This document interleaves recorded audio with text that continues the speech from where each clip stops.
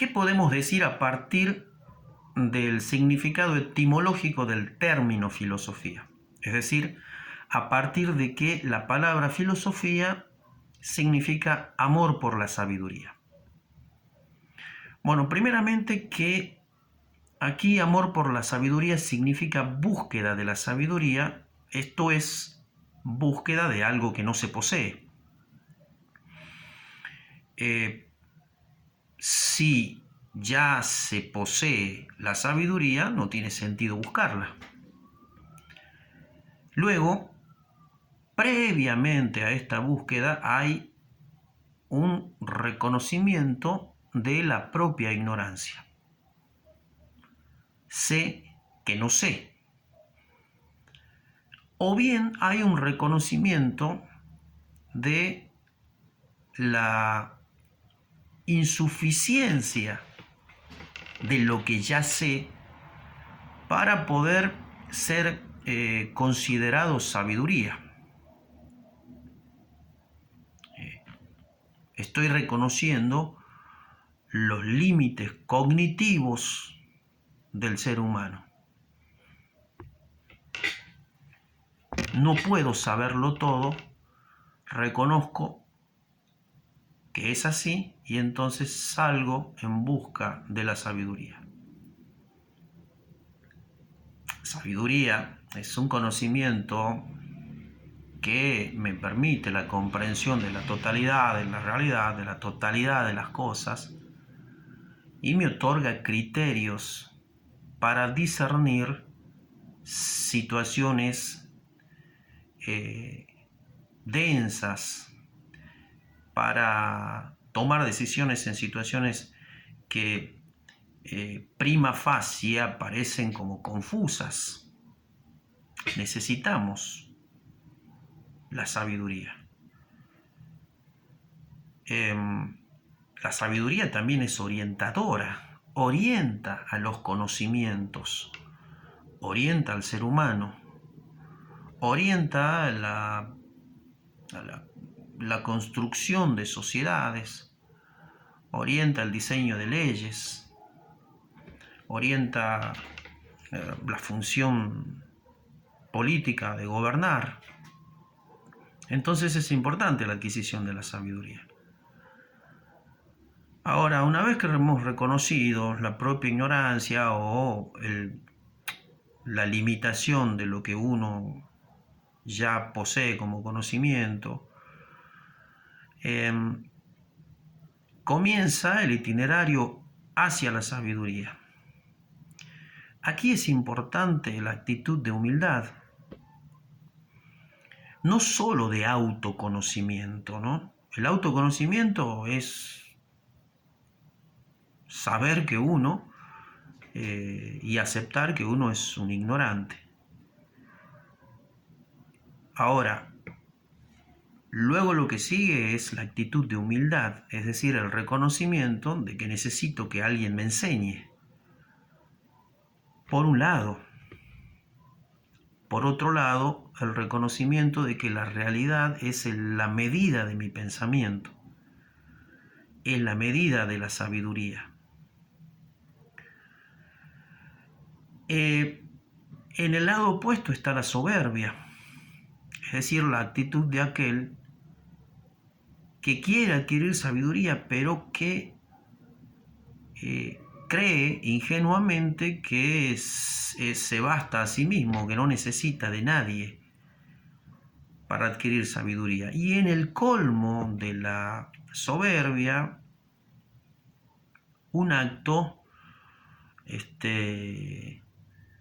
tan ingenuo como soberbio, que es el hecho de pretender que la realidad se amolde a las ideas de uno, que los sentimientos, que los deseos y las ideas sean la medida de la realidad. Es decir, la realidad tiene que acomodarse a lo que yo siento, lo que yo pienso, lo que yo deseo, lo que yo quiero.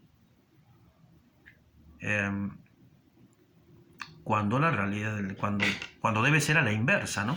mi pensamiento debe acomodarse, adecuarse a la realidad. Por eso la sabiduría, miren, está muy emparentada, está íntimamente en contacto con la verdad y con la realidad. No se puede pretender adquirir sabiduría prescindiendo de las enseñanzas de la realidad, llamémosle así. Es decir, sin aceptar que la realidad es la medida del pensamiento. Porque si prescindimos de este principio, lo que va a ocurrir es que vamos a comenzar a diseñar un sistema de ideas o un sistema de pensamiento sostenido por sentimientos, sostenido por deseos, pero con poca referencia a la realidad objetiva, más bien vinculándose con la realidad para moldearla, ¿no? Para forzarla a que ella responda a ese pensamiento de corte subjetivo, subjetivista. Y eso es muy peligroso, porque entonces lo que puede ocurrir es que comencemos a forjar una cultura de las ideas sin realidad para vivir en la realidad. ¿Por qué algo tan elemental aparece como urgente de decir y de recordar o de aclarar? Porque lo que estamos viviendo en el siglo XXI es justamente el intento de construir una cultura decadente, sin sabiduría, es decir, sin un conocimiento tan profundo de la realidad, donde ella es la medida del pensamiento o del conocimiento, que nos permita crear caminos hacia la realización del ser humano.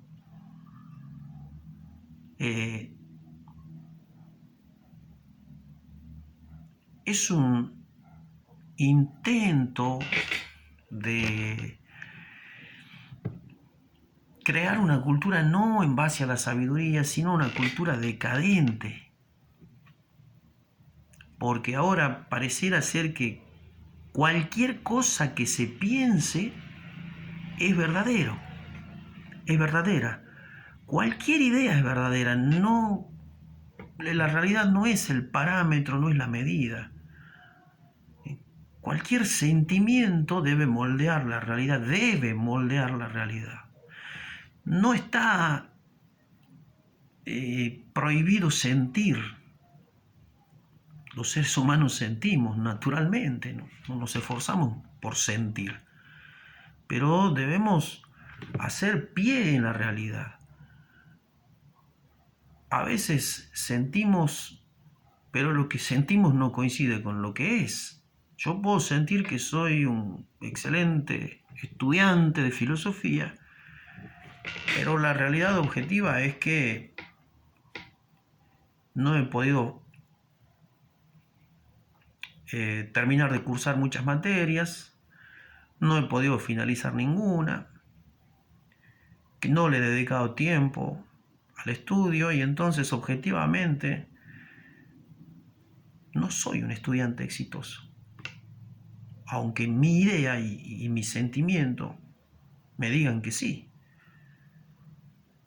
no lo soy.